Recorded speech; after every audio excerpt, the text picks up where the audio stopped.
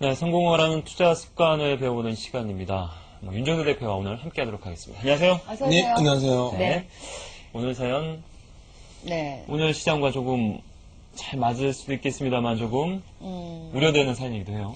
저희가 이제 사실 이 상담 신청을 받아요. 네. 그리고 이제 전화를 드리거든요. 근데 이 전화를 드렸을 경우 이 주변에서 전혀 가족들이 전혀 모르는 경우가 참 많아요. 맞습니다. 그래서 이제 당황하는 경우가 종종 있는데 아무래도 오늘 사연 주신 분 역시 남편 몰래 주식을 하고 계시대요.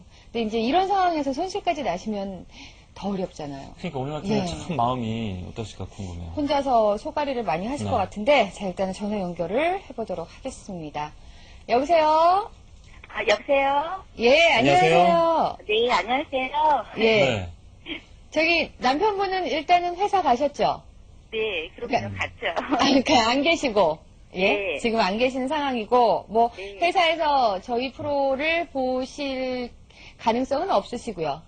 예, 그렇죠. 저희 신랑은 좀 주식에 대해서 별로 관심이 없어갖고요. 어쨌든, 네. 예, 다행이고요. 예. 네. 금액이 상당히 큽니다, 그런데. 예. 제가 주식을 또 이렇게 시작한 지 한 2년 6개월 정도 됐거든요. 네. 근데 처음에는 3개월 정도 이렇게 놔두면은 왜 이렇게 은행 수익률보다 좋다고 이래갖고 MMF인가? 예, 예.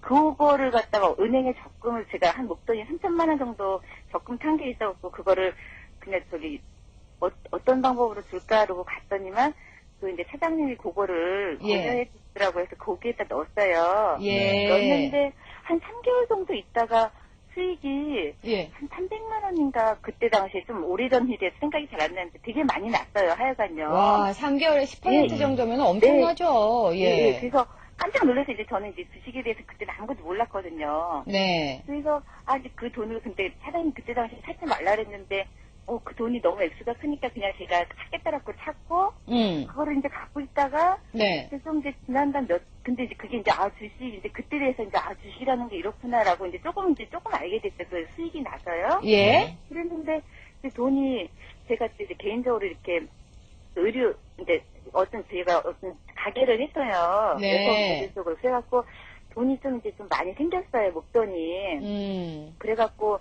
이제 증권회사에 이제 CM인가 일반 은행에다 납부는 것보다 이자가 훨씬 높다고 이제 이래갖고 네. 그걸 이제 늘어갔어요. 예. 그래서 증권회사에 이제 처음으로 그걸 개설을 했어요. 그 계좌를요. 네. 그래서 그때 거기 계시는 그 대리님이 이제 그 우량주를 한번 그러면 사보시라고 이래갖고 처음에 산 게 이제 대림산업을 이제 추천해 주셔갖고 그걸 사갖고 2년 한 6개월 전에 처음 주식 시작을 했어요. 근데 그렇게 시작한 주식이, 그러면 네. 이제 투자 자금이 맨 처음에 3천만 원 MMF로 시작해서 주식 투자하실 때 투자 자금은 어느 정도 되셨어요?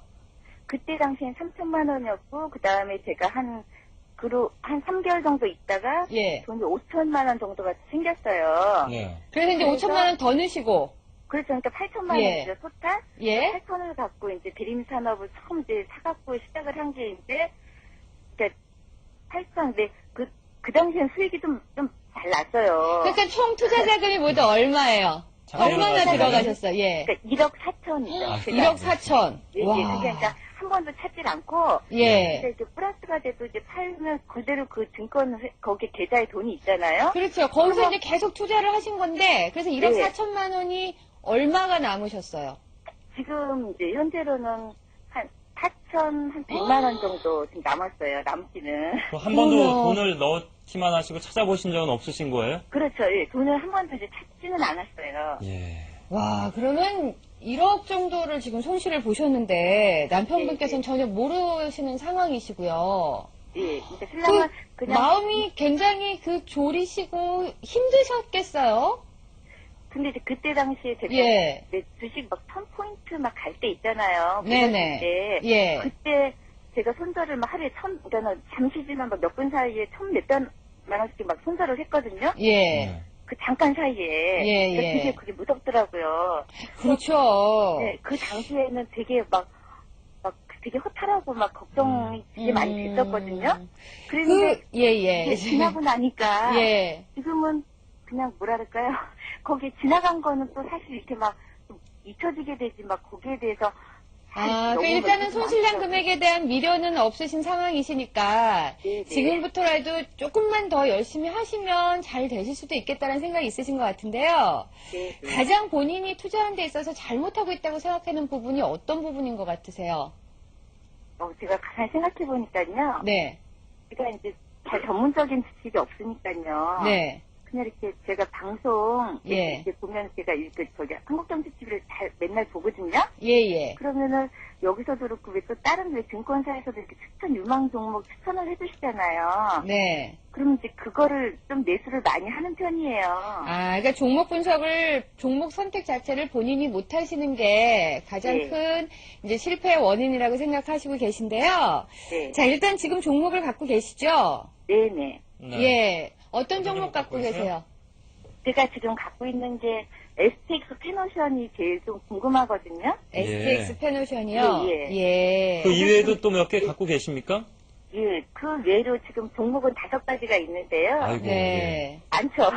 많은데, 그러니까, 다른 거는 뭐 조금씩 사서, 그냥 제가 요거 한번 사서 저기를 해봐야지 공부하는 차원에서 이렇게 해갖고, 다른 거는 별로 이렇게 크게 걱정이 안 되는데, 네. 페노션이 좀 비중이 50%다 보니까, 그 손실률이 지금 마이너스 21.5%거든요. 예. 이 종목도 그래서- 1년이나 갖고 계셨네요? 예. 네네, 1년 좀 넘었어요.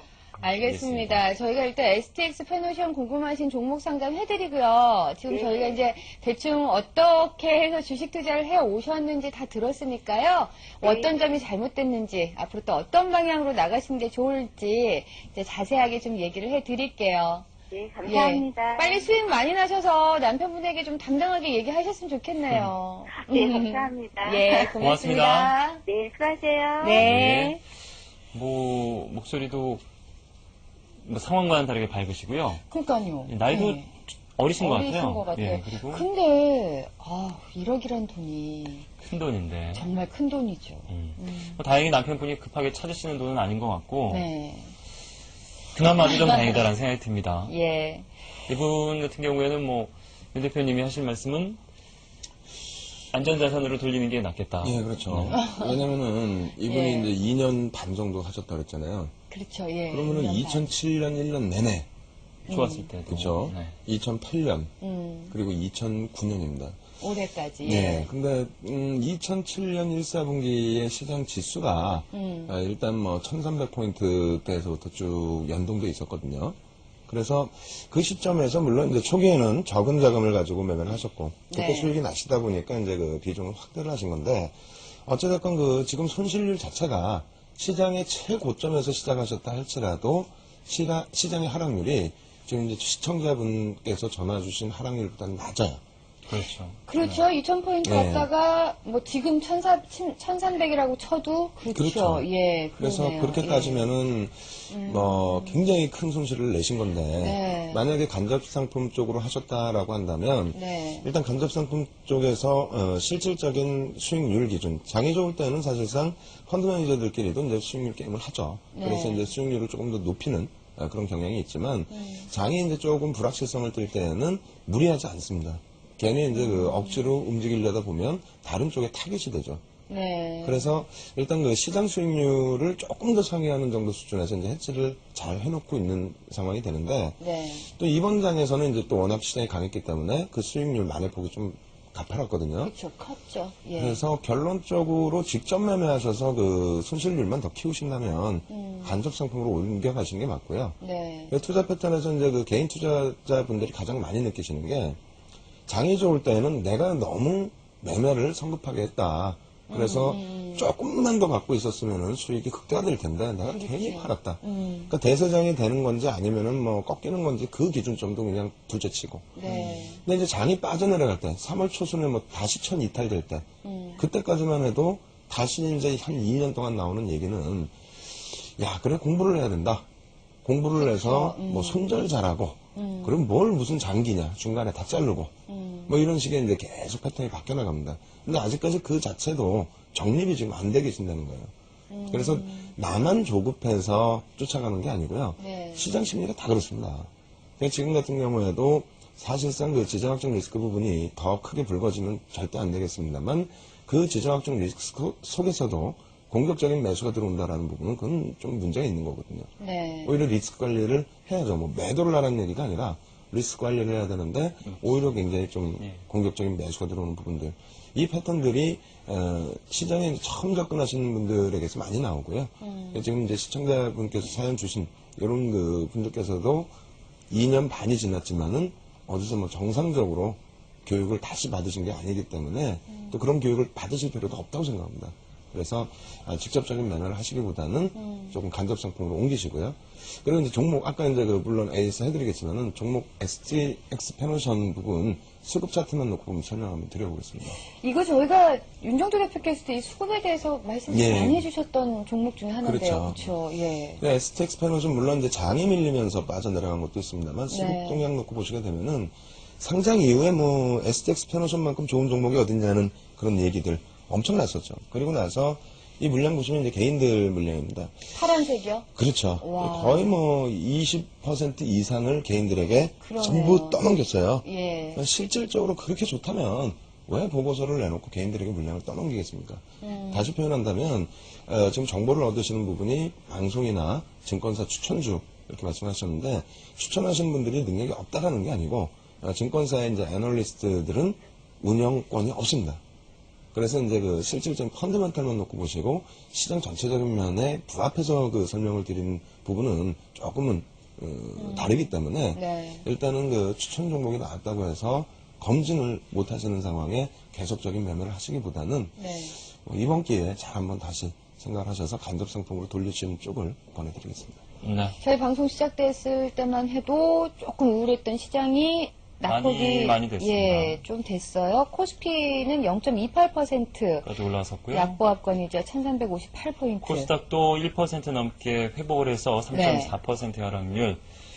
오후장 들어서면서 조금씩 좋아질 것이라는 느낌은 일단 오는데 뭐 오늘 시장 하루가 문제가 아니죠. 네. 일단 오늘 기준에서는 이제 뭐 어제 같은 경우에 또 북한의 돌발적인 그런 언급이 있어서 상당히 많이 밀렸었는데 예. 사실 그 돌발 행동이 나온 건 아닙니다. 그리고 이제 그 전 세계 글로벌 시장의 추세에 맞게 움직이는 것이지 그런 그 구두적인 내용이나 이런 것을 가지고 시장에 충격을 받는 것은 예전에도 없었습니다. 네. 다만 이제 지금은 이제 너무 조금 북한 쪽도 이제 몰려가고 있기 때문에 만약에라도 돌출 행동을 하게 된다라면은 뭐 단기적인 또 시장 조정, 일시적인 충격이 나올 수 있다라는 부분도 꼭 염두를 해두셔야 되는데요. 오늘만 기준을 잡는다면은 아무래도 이제 장중에 지금 한번 쭉 미끄러졌었잖아요. 네. 근데 이제 오후장 기준에서 오늘 기준을 잡는다면 그렇게 추가적으로 밀려서 종가가 형성될 가능성은 적어 보이고요. 오늘만 봤을 때요. 예. 그러한 이유는 이제 외국인들의 매수 기준이 현물 쪽에서 이렇게 뭐 공격적이지는 않지만 그래도 일정 부분 계속 매수. 그리고 이제 선물 쪽 기준에서도 매수 기준이 계속 유입이 되고 있기 때문에 급격하게 조정이 나올 가능성은 오늘 기준에서는 좀 적어 보입니다. 다만 이제 그 미국장이 조금 급격하게 밀렸죠. 그리고 난 이후에 지금 홍콩과 중국과 대만이 오늘 휴장입니다. 네. 그래서 이제 일본 증시와 같이 계속해서 연동이 될 텐데 일본 증시 동향 어제 아무래도 이제 1.37% 상승으로 마감됐기 때문에 오늘 강하게 돌리기엔 좀 어려울 것 같고요. 지금 보합권에서 등락이 나오는 만큼 그것에 비슷한 흐름이 나올 가능성이 높다 이렇게 설명드리겠습니다. 네. 거기에 외국인들 이제 그 풋 쪽에 매수세가 좀 많이 들어와 있어요. 아, 예. 근데 이제 풋옵션 쪽의 매수세 부분이 185에 대부분 또 집중되어 있기 때문에 역시 이 부분도 그렇게 크게 우려할 바는 아닙니다. 네. 다만 이제 그 지정학적 리스크나 이런 부분을 강조드리는 부분이 아니라 지속적으로 이제 그 경제 지표나 이런 부분을 좀 놓고 보시라고 말씀드렸는데 미국 쪽 그 경제 지표 놓고 보는 설명을 드리겠습니다. 사실상 그 시장의 화두는 채권 쪽에 집중이 돼 있지만은요. 일단 채권 동향 부분은 내일 정도 다시 한번 설명드리도록 하고요. 기존 주택 판매가 소폭 개선된 것으로 발표가 됐습니다만 실질적으로 이제 예전에도 보여드렸던 것처럼 장기 추세에 있어서는 거의 뭐 점 하나 찍힌 정도 수준이다. 네. 그리고 두 번째로 이제 그 오늘 저녁에는 신규 주택 판매에 대한 내용이 나옵니다. 역시 이제 소폭 전월 대비해서는 개선될 것으로 예상하고 있습니다만 당연히 전년 대비해서는 뭐 급격하게 하향되어 있는 상황이고요. 이 부분 역시도 장기 추세로 연간 단위로 놓고 봤을 때는 2009년도에 거의 뭐 바닥을 찍었다 정도 수준을 돌려진 거는 거의 없다라는 거 꼭 보셔야 됩니다. 그럼 오늘 이제 변동성에 대해서 간단하게만 설명을 드리면은요. 지금 국내 지수 빨간 색깔 선하고요. 그리고 이제 파란 색깔 선 변동성 기준이 되는데 변동성이 지금 확대되어 있어요.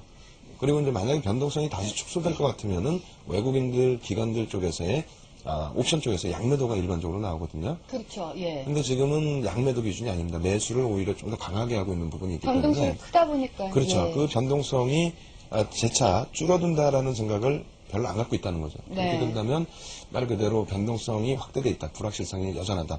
그래서 좀 주의하셔야 되겠고요. 그리고 네. 차트 하나씩만 보면서 짧게 말씀드리겠습니다. 미국 차트 먼저 짧게 보면서 설명을 드릴 텐데요. 예.